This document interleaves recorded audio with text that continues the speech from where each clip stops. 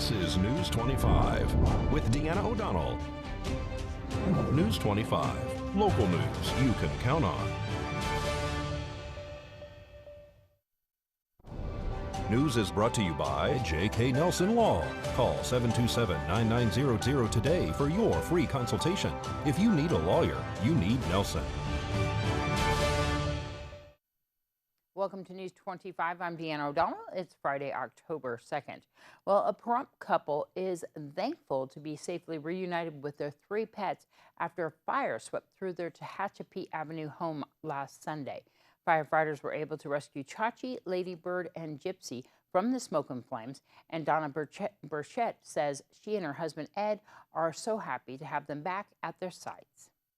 Ed and Donna Burchett were on their way home from church last Sunday when they got a phone call from Nye County dispatchers. They said that there was a structure fire at our home. And so we hurried to get home, and we told them that our pets were in the house. We were going, oh, please, Lord, let the animals be okay. And when we got there, initially we were told that the pets didn't make it. So we were just obviously devastated. My husband's dog, the Great Dane, is his service dog from the military. But we talked with the fire chief and told him where the dogs probably would go if they were frightened.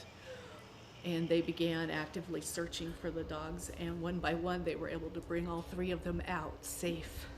The Great Dane was found first, and apparently she was hiding behind, well, which is one of her favorite spots actually, hiding behind the couch in the front room.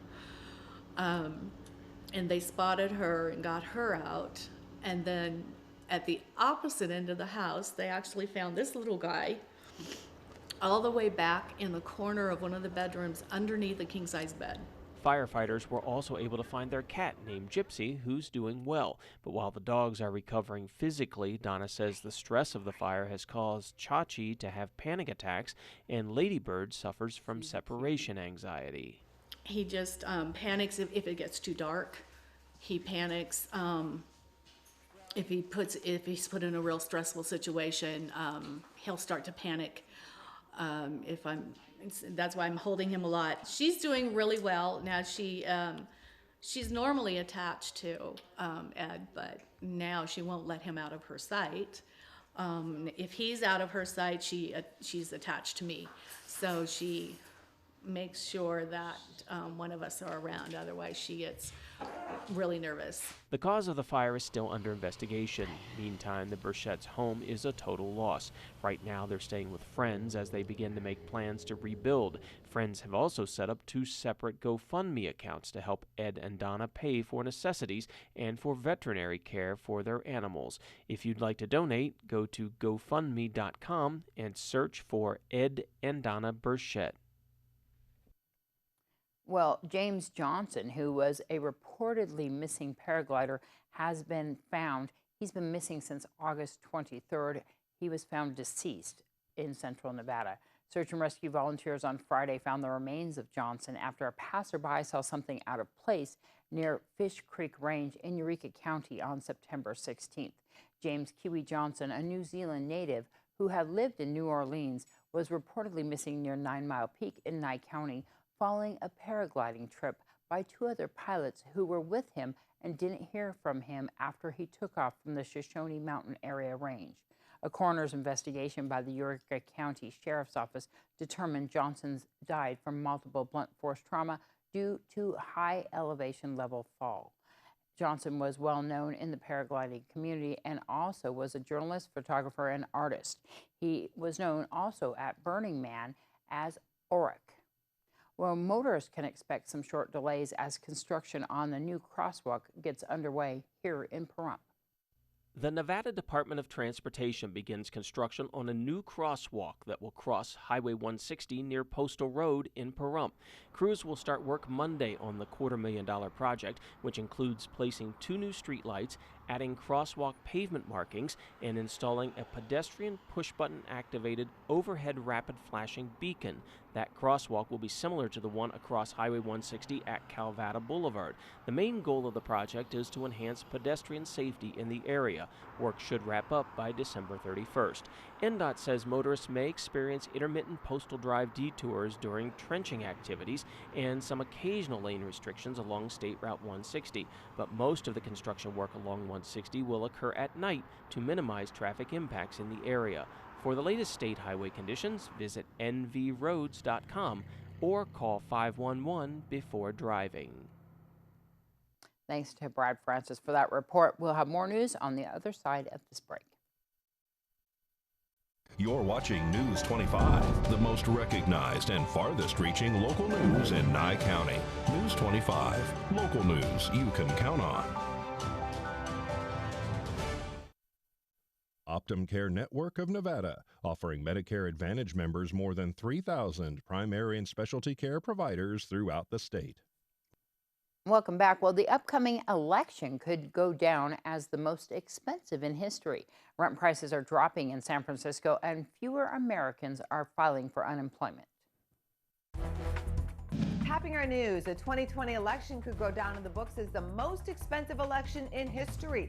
The Center for Responsive Politics is tracking the numbers and predicts spending will reach a record $10.8 billion. The presidential race alone could cost nearly $5.2 billion. Total spending during the 2016 election season totaled $7 billion. Wildfires out west and the pandemic are driving down rent prices, especially in San Francisco. According to Zumper, a real estate startup, in September, median rent for a one-bedroom in San Francisco dropped more than 20% compared to a year ago. Checking the economy, jobless claims are declining.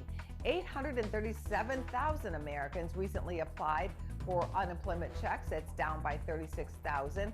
The ISM Manufacturing Index for September registered a read above 55, and construction spending rose 1.4% in August.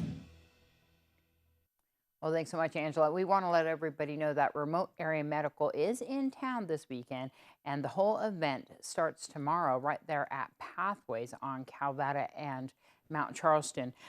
They do have all the appointments that are filled up right now at this point, but they say that if you want to stop by between the hours of 6 a.m. and 5 p.m. on Saturday, or from 6 a.m. until noon on Sunday, they may have some appointments available, especially in the medical area. And so they may actually take walk-ins for that. You, of course, have to wear your mask, and they are requiring social distancing, and they are taking your temperature when you enter. So if you would like to get involved in Remote Area Medical and their free clinic that they have down there at the Pathways School, once again, that is at 2000 South Mount Charleston, then you can stop on by between the hours of 6 a.m. and 5 p.m. on Saturday and 6 a.m. and noon on Sunday. Well, the Veterans of Foreign Wars is once again giving students a chance to win some big cash prizes. Each year, the VFW sponsors 2 separate essay contests focused on patriotism, one for junior high school students and the other for high schoolers. But if you'd like to enter, you need to start writing. The deadline is October 31st. Well, VFW has 2 scholarships for our children every year, and they're national contests. And one is for junior high, 6th through 8th grade, and the other one is for high school, 9th through 12th. And the junior high is called Patriots Pin, and it's conducted nationwide, and this is a VFW-sponsored youth essay competition, and it gives students an opportunity to write essays expressing their views on an annual patriotic theme. So we invite you to join more than 138,000 students who participated last year in this contest, and the national winners will receive at least $500, and the first place national award is currently $5,000 for Patriot Pins. And the theme for this year for Patriot Pins for the junior high is "What is patriotism to me?"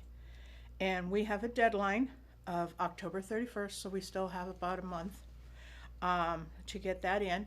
And you can contact the VFW, or you can contact me, Linda Wright, at 775-419-7857. for an application, or you can go online to VFW National and go to Patriot Pin, and you can pull up an application. And the other one is for the high school, and that's called Voice of Democracy. And it's the same thing, except that it's a patriotic audio essay competition where you have to do it. The essay you have to in written form, but it also has to be done audio. So you have to turn in a CD or a thumb drive with it. And nationally, that grand prize is $30,000 towards college.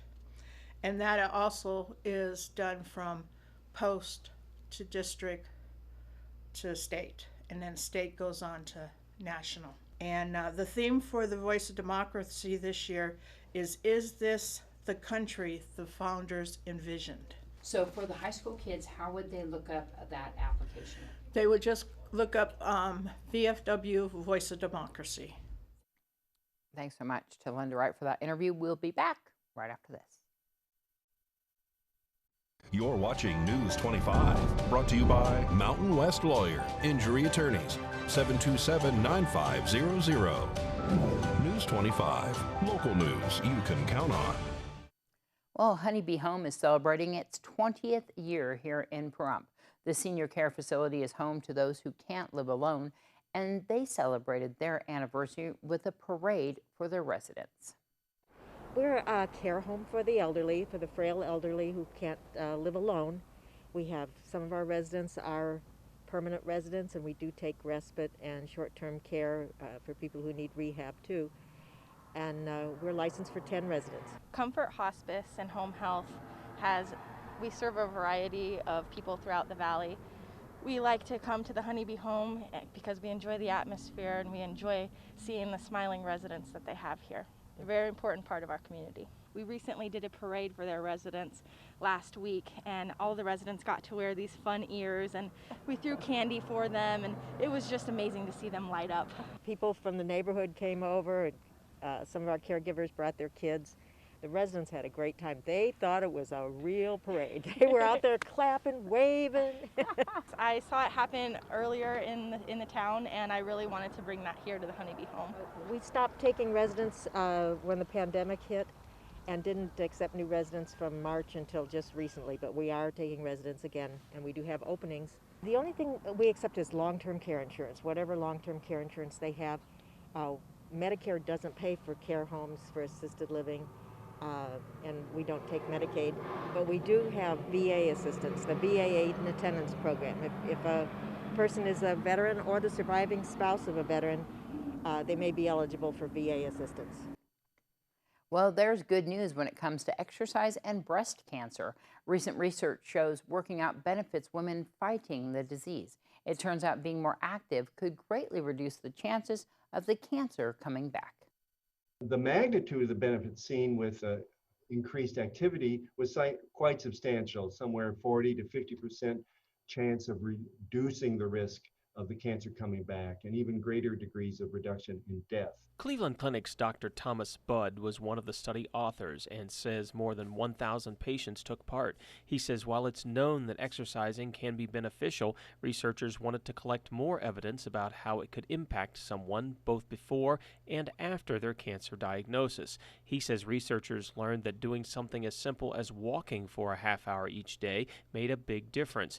Of course, it's important to note that the exercise was done in addition to standard cancer treatments. Dr. Budd adds that the data suggest it's never too late to start exercising if you've been diagnosed with breast cancer. Patients who did the worst were those who had very little physical activity. Another important finding was that patients who were inactive before treatment, but who became active a year later and 2 years later, also had decreases in recurrence of the breast cancer and death that were similar in size or magnitude to the patients who had greater degrees of activity. Dr. Budd and the research team plan to continue studying the science behind exercising. In the meantime, he encourages everyone to get moving. The NIH study can be found in the Journal of the National Cancer Institute. All right, well, you know it's Friday, and that means it's time to meet another pet available for adoption from Desert Haven. Today, we're going to meet Norris. Today's Save a Pet is proudly sponsored by Jason Ernest with Mountain West Lawyers. Call 775-727-9500. Today we're hanging out with Norris. He's a 12-year-old short-haired orange tabby who has been neutered, and now this sweet boy is hoping to find his forever home. If you'd like to meet Norris or any of his other friends available for adoption, you can stop by Desert Haven Animal Society, located on Seary Lane, right behind the Nye County Courthouse. Just give them a call first at 775-751-7020. You can also check out all of the pets available for adoption on Facebook at Desert Haven Animal Society. Oh, he's so cute. He needs a new home. Well, if you're on the market for a new computer, you have choices. And the first step to making the right choice is to assess your needs. In today's Great Computer Deals quick tutorial, Josh Osborne has the top reasons for and against buying a laptop. Hi, it's Josh with Pahrump Zone Great Computer Deals. Let's get right into it. It's time for another quick tutorial. What do I buy? A desktop, laptop, or a tablet? Here are the top reasons for and against buying a laptop. Laptops are extremely portable and great when you need to take your computing needs on the go. Modern laptops have gotten much lighter, thinner, and offer the same computing power of a desktop and a much more convenient package. But laptops can cost more, be much more expensive to upgrade, and many offer limitations on how far you can update the hardware.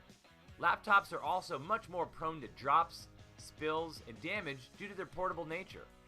Remember, it's about your needs. If a laptop works for you, that's the right answer. Why trust a technician when you can trust a friend? Great Computer Deals is located at 1190 East Highway 372. Call us at 775-990-8833.